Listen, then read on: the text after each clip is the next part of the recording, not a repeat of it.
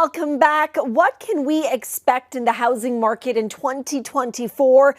And what are the things to consider if you are currently in the market to buy or rent? Joining me is real estate expert Nicolas Markou.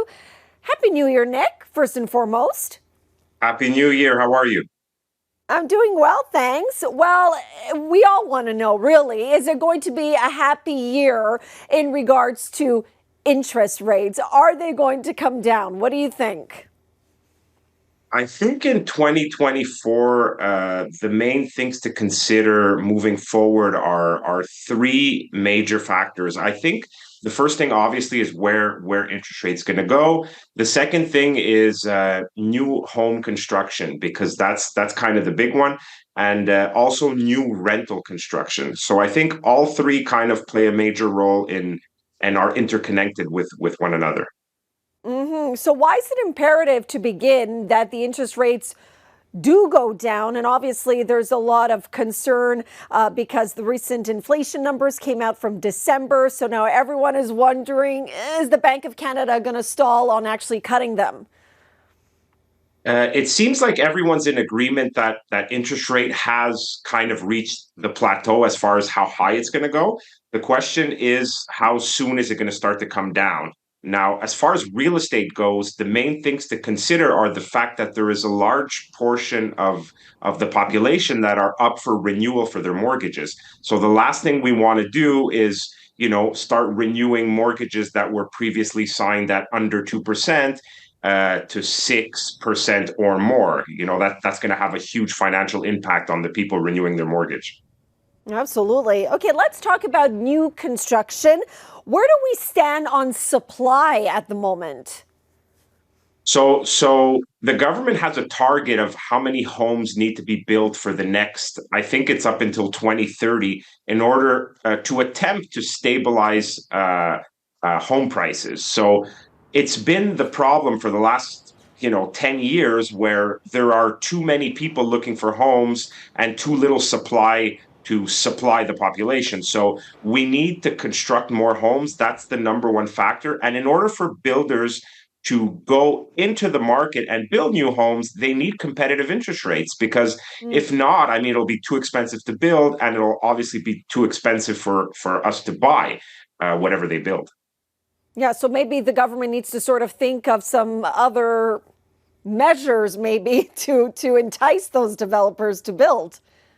Yeah, the key really is inventory. The problem is that there is no supply. So I think it's in everybody's interest that, the government and the municipalities work together with a more, forward thinking, and try to get a lot of projects going, as opposed to, um, all the obstacles people go through for constructing. So I think everybody needs to work together to get projects going. So we can see a more stable housing market.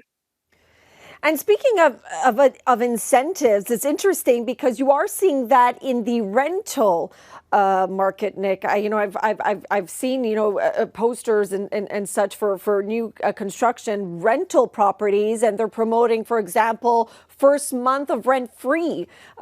So are we going to see more of that?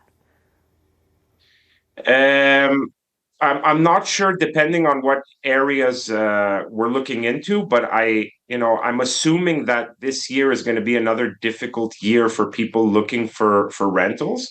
I know the government are putting out incentives and programs for builders to build rental property, such things as being credited on the GST for rental property and other programs.